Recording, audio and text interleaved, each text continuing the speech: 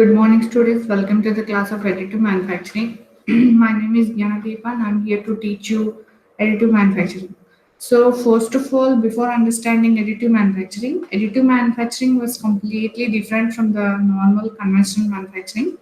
So, before understanding the basic difference between conventional manufacturing and additive manufacturing, we have to know what is manufacturing first of all. Manufacturing means creating a three-dimensional object from a raw material. So, basically, in our prerequisite subjects, mean manufacturing technology 1 and 2 or production technology and machine tools. Those are the prerequisites to the additive manufacturing subject. So, and when we look into the subject production technology, there we got to know that subject, got to know the topic called casting. So, casting was a basic manufacturing technology available for manufacturing any kind of metal manufacturing any kind of object. So casting means in casting we have to melt the metal and we have to take that metal into the liquid from the solid state, and we have to pour that molten metal into the mold cavity, and after solidification we have to remove that from the mold cavity, and we have to do post processing techniques. Then we get the object. So that is an age-old process. So that is casting, but the casting is not the only answer for all the requirements we have nowadays. So we have so many other things available, other techniques available. So when we look into the machine tools, there we got to know planing machine, shaping machine, milling machine, drilling machine, and lathe machine, and also there are computer numerical control machines are available for all these machineries. So using those machineries, we are removing a material and creating a three-dimensional shape. So that is a conventional manufacturing technique. So but we have to know, before understanding conventional manufacturing, we have to know the two different types of manufacturing techniques. So first one is subtractive manufacturing and formative manufacturing. Those two comes under conventional manufacturing. So what is subtractive manufacturing? Subtractive manufacturing means that was mainly used for the metals. So other than metals, there are so many other materials available. So we are almost for everything we are completely dependent on plastics. So polymers and plastics. So for like another things, another refractory materials or something.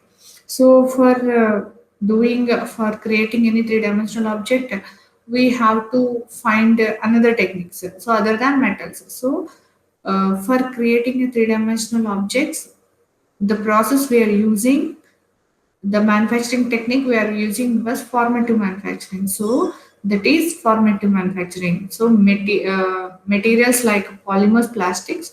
For the materials like polymers and plastics, we use formative manufacturing. Especially for the metals, the conventional technique was subtractive manufacturing.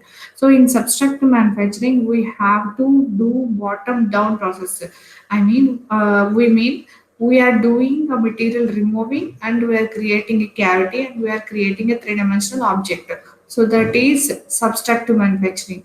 But subtractive manufacturing was completely different to the additive manufacturing. Why?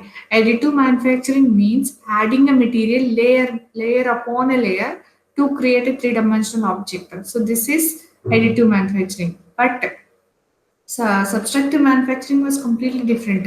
There we are drilling the material. There we are removing the material. We are creating a cavity, or we are removing a material and then we are creating a shape on it. So that is subtractive manufacturing. But additive manufacturing means as per the requirements, as per the design, as per the design categories, and as per the design parameters or guidelines, we are adding a material layer by layer and then we are creating a three-dimensional object. So that is additive manufacturing. So this is the basic difference. The main point is subtractive manufacturing is a bottom down process. Subtractive manufacturing is a bottom down process, top down process. And Additive manufacturing was a bottom up process. So there we are removing a material. Here we are adding a material layer by layer. So that is conventional subtractive manufacturing and additive manufacturing. So when we have to know that we have to go into the depth of additive manufacturing. Additive manufacturing was basically, at the without any doubt, we can say that additive manufacturing was introduced by Charles Hull in 1984. He introduced this technology called additive manufacturing using one technology. So that is stereolithography, that is liquid based additive manufacturing system. Liquid based additive manufacturing system. When we look into the chronological way of this additive manufacturing, first Charles Hull introduced this technology additive manufacturing to the world of manufacturing using liquid based additive manufacturing. That was there the raw material, there the starting material is in the form of liquid, and then Charles Deckard added another add-on in 90. Deckard added selective laser sintering or selective sintering, which is especially used for the metals, to deal with the metals. So that was completely different. There the material, there the starting material is in the form of powder, and then other scientists who contributed so much for this, like Sats. Sats is from he is a professor from MIT. He introduced binder jetting. He introduced binder jetting. There is also there also the material, the starting material is in the form of powder, but in binder jetting material, that powder is sticking one upon each with the help of resin or any gum-like thing. So introduced this binder jetting, and Cubital Corporation from Israel. They introduced solid drawn curing technology, and another scientist like they introduced laminated object manufacturing like that. So before going to additive manufacturing, so this is the A line and B line of additive subtractive manufacturing and additive manufacturing techniques. Here the A line gives material, the starting material for subtractive manufacturing techniques or conventional manufacturing techniques, subtractive manufacturing or conventional manufacturing techniques. The starting material is in the form of loom, billet, or slab, and using material removing techniques, there the machineries drill, there the machineries remove the material to create a three-dimensional object, but there the waste is very high and compared to the additive manufacturing line. So this B line was additive manufacturing line, there the material could be in the form of liquid or powder or paste or solid, anything. So we have to add the material layer by layer in a 3D printer and then creating a three-dimensional object. Here the waste is very less. So this is a manufacturing techniques. And this is A line is for subtractive manufacturing and B line is for additive manufacturing. So this is another example for material removing.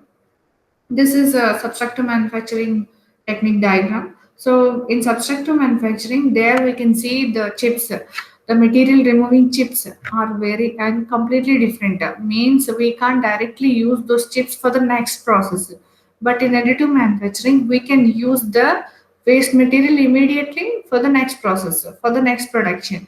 Here, the material removal things has to send to the steel plant or anything. There they have to melt it down in the furnace, and they have to prepare bloom, billet, slab or anything. They are the starting materials, and from that to create a we can create a three-dimensional object as per the requirements. So this is another diagram for subtractive manufacturing and additive manufacturing. In the previous diagram, the starting material for additive manufacturing is in the form of powder.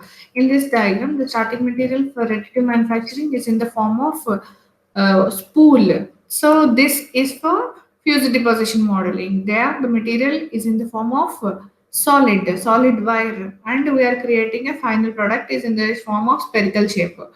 And in subtractive manufacturing, there also we have to use a blue billet or slab to create any kind of object, any kind of three-dimensional object. We have to do machining. I have to we have to remove a material, and we have to create a final product. There the waste material is very high. So this is another diagram for this is original end use diagram. So the left one is material removing technique and subtractive manufacturing. There the drilling machine or lathe machine. It is removing the material to create a gear. And the left side diagram was from the additive manufacturing. This is powder based additive manufacturing system. There the same gear or any another shape of gear which is manufactured very easily and it is very lightweight. So for the later on we discuss about what are the applications for additive manufacturing. So this is actually, in our syllabus, we can see that it is the subject name was additive manufacturing, but the unit names, the unit names of the units were different, like liquid based rapid prototyping system, solid based rapid prototyping system, or powder based rapid prototyping system, or rapid tooling. So, what is rapid prototyping? What is prototyping? So prototyping is very important for the for product development.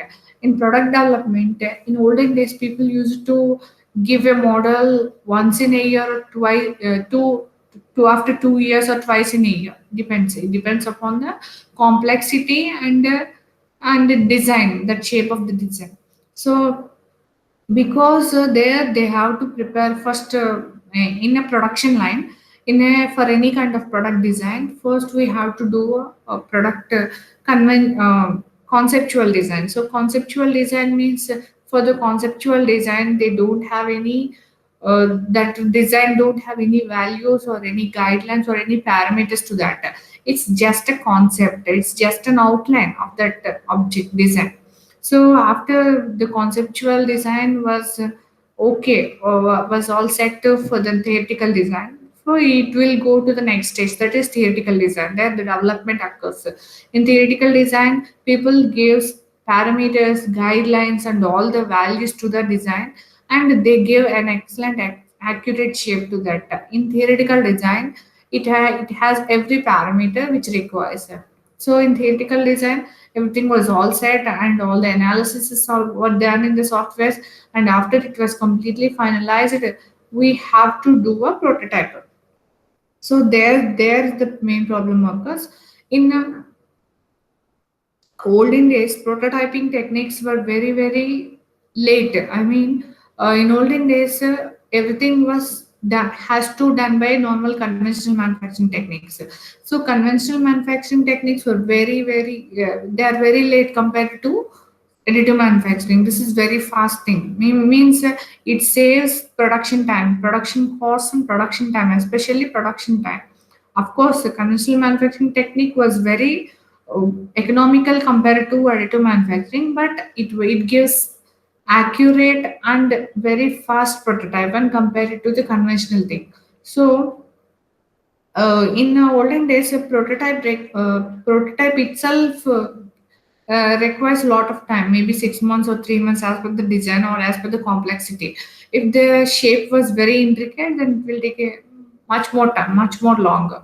So when the prototype was ready, if the prototype was completely all set for the main production end use product, then it will go to the production. But if there are any add-ons are required, then it has to. The group of scientists or engineers has to review the design and has to review that prototype and refine it and repeat the process. So that is prototyping. So why it is interlinked with additive manufacturing?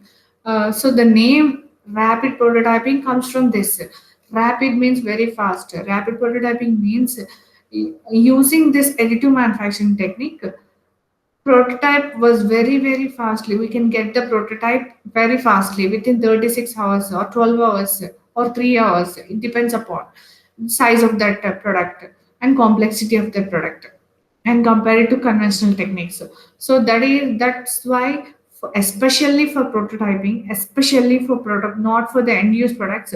Of course, now in 2020s or 2019s, people are using this additive manufacturing for the end use purposes also, but up to now also 80% of additive manufacturing contribution goes towards prototyping. So it gives very fast prototype. So the name comes from there, rapid prototype, rapid prototyping systems.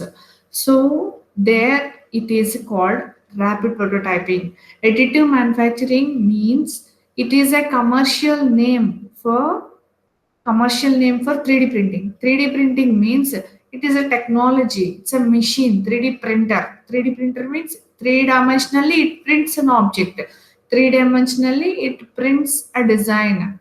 Three dimensionally it prints a design and gives the three dimensional shape as per the design. So it communicates with the computer and gives the design and gives that object. So that is a 3D printer which prints that 3D printing technology using the 3D printer. So that is 3D printing technology, or that same process or the same technique was discussed as per the commercial lines. People call it as additive manufacturing. If the topic comes under prototyping, people call it as rapid prototyping technology. Like that, it has so many another things. Another one excellent name for that additive manufacturing is free form fabrication. Free form fabrication. I means we can do anything we want using additive manufacturing. Anything we have in our mind, we can print that in a printer. So that is additive manufacturing. There are entirely four names are available. First one is additive manufacturing, 3D printing technology, and third one is rapid prototyping, and fourth one is free from fabrication. Yes. So what is the main thing to understand before we have to go to the prototyping? So what kind of model we want, what kind of input we want, or what kind of material we have to do, or what are the tolerances required, how many prototypes we want, and when we need it, are we working within the budget? I mean, it is economical or not. So when we additive manufacturing was especially used for aeroplanes or any kind of satellites or rocket parts or ships or something, which I mean there are very typical uses. I mean there is no alternative for them. So for those kind of things people use this, or cars like automobile companies like Benz, Ford, something like Bentley, like those like those automobiles, or many people, valve pressure valves or something like that, boilers or something very typical, or very intricate shapes. For the intricate shape manufacturing or very typical uses, people use additive manufacturing help. So people take this technology help and they are successful in it. So this is about prototyping, how we use it, how we are using prototyping. So I told you this additive manufacturing was first introduced by Charles Hull in 1984. So he developed this technology in his backyard, in his garage. He developed this using there he used a starting material is in the form of liquid. There he used a photopolymer. Photopolymer means when when a liquid in a photopolymerable liquid resin or epoxy gets in contact with the UV light or with some visible photons or gamma rays, X-rays, they immediately that liquid immediately turns into a solid. So that is photopolymerable liquid. So there he understood the technology, and he developed the technology for additive manufacturing. He adopted the technology, the chemical reaction for additive manufacturing. So he used liquid photopolymerable resin or epoxy, and he cured it under the UV light, and he developed a solid object. So that is photopolymerization. So that entire process is called photopolymerization. How the photopolymerization done? There here in the diagram, we can see that purple color bonds are there. and the star symbols are there, and small small light sky blue balls are there. So there, that purple color bonds for the right side diagram after the UV light, that purple color bonds form a stable bond, and that stars, they are actually for the polymers. We can see there are three types of molecules will be there. So in polymers, monomers, and ionomers, three types of things, three types of molecules will be in, they are in polymers. So polymers forms an excellent bond even they are in a liquid state.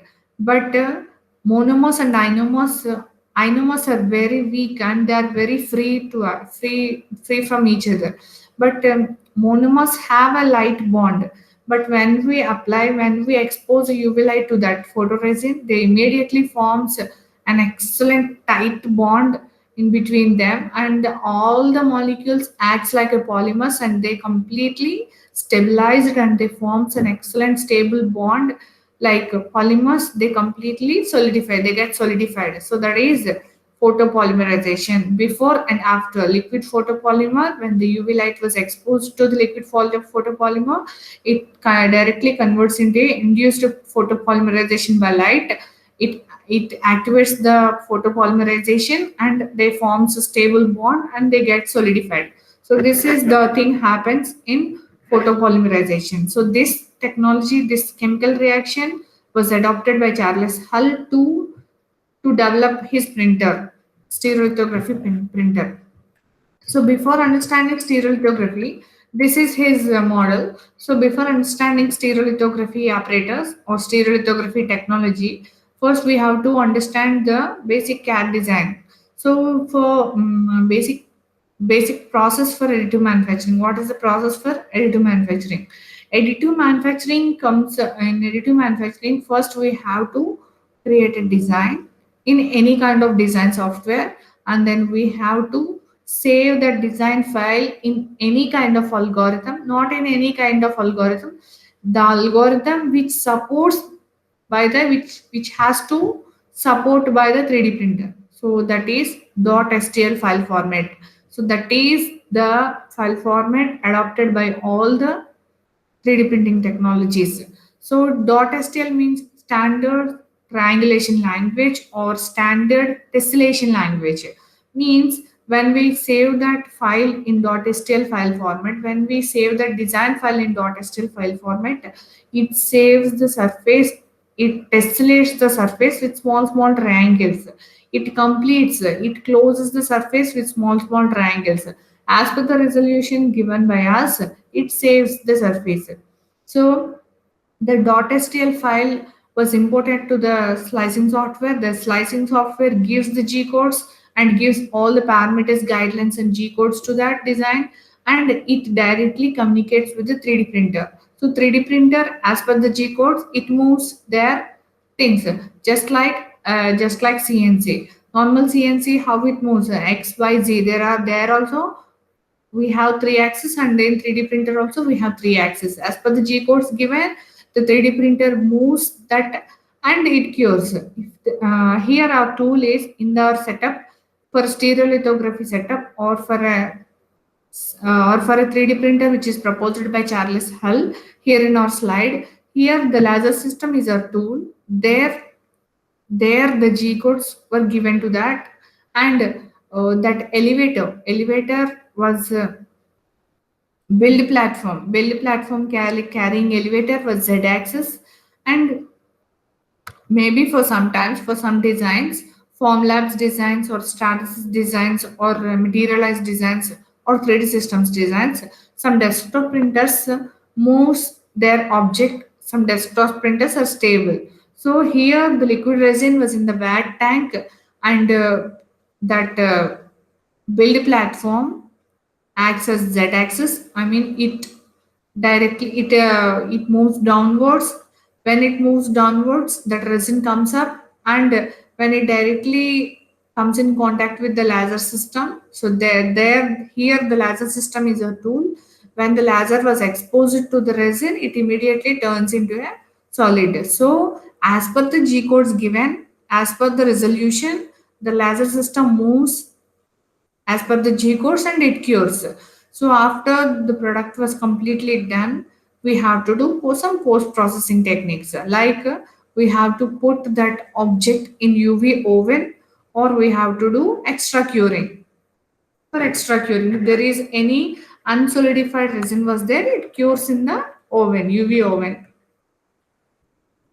So these are some examples for additive manufacturing. Like some major companies are adopting this technology. Like this is Adidas Futurecraft shoe sole. So they are adopted this additive manufacturing technology to print the shoe sole for extra flexibility. And this is a custom airway stand for an infant. So airway stent was very important for babies or any of human. So this is the airway stent. Actually, that infant airway stent was ruptured naturally during his birth. So using the additive manufacturing, using the stereolithography, especially using stereolithography, biocompatible resin, people use this. I mean, some company developed this object, and they printed it, and they operated on that infant. This is airway stand for infant, and this is the AM market growth by Woolers report. Actually, we have to know the Woolers report is very important. Woolers Woolers magazine was a famous magazine which only talks about additive manufacturing market or advancements in additive manufacturing technology. So it gives year by year differences or statics about additive manufacturing. So these are the basic differences. I told you subtractive manufacturing was a top-down process. There we have to remove a material to create a three-dimensional object. So that is a top-down process. But additive manufacturing was a bottom-up process from the 0 comma 0 xy point. If we consider xy point from 0 comma 0 to x point or something, something. 100 comma 120 or something, 100 comma 101, 100 comma 102 or something. As per the requirement, it only develops. It is a bottom up process. It adds material layer by layer and creates three-dimensional shape. And these are the some examples for binder jetting or laminated object manufacturing or direct energy deposition or SLS, selective laser sintering or melting. Binder jetting was completely different than others. In binder jetting, our starting material is in the form of powder, but we use binder material. So the binder material is a UV curable resin or epoxy, something. So there two things are there. Two things are involving. The starting material is in the powder, so we adopted this binder jetting under powder based additive manufacturing technology, and laminated object manufacturing comes under solid based rapid prototyping system. So LOM was developed by uh, Helicis Inc. Corporation, they developed this technology, and they got patent rights in 1986. And these are the direct energy deposition methods, means selective laser sintering or selective laser melting. Some methods, direct energy deposition methods, are a new additive manufacturing, modern additive manufacturing techniques available. And Stratasys, Stratasys founder was Scott Crump, developed fused deposition modeling in 1988 in his garage, and then he started Stratasys. So he is the founder of Stratasys, and he contributed so many materials for fused deposition modeling. As he owns a patent rights for fused deposition modeling, the patent rights were very costly, and this entire additive manufacturing era was emerged during World War II. People are very competitive to develop this technology from all over the countries. So because of competition, and because of patenting costs were very high, especially for future deposition modeling. that open community called RipRap organization developed triple F technology, fused filament fabrication technology, which is completely similar to fusion deposition modeling. So I will tell you what is fusion deposition modeling, what is liquid based additive manufacturing, what is laminated object manufacturing, or what is binder jetting, or is SLS, and or what is SLM. So this is another example for additive manufacturing. This is powder. This is an example for powder based additive manufacturing. GE Additive developed this fuel nozzle for jet engines, and this is another research by Google. They want to develop a three-dimensional mobile, three-dimensional phone using this additive manufacturing technology.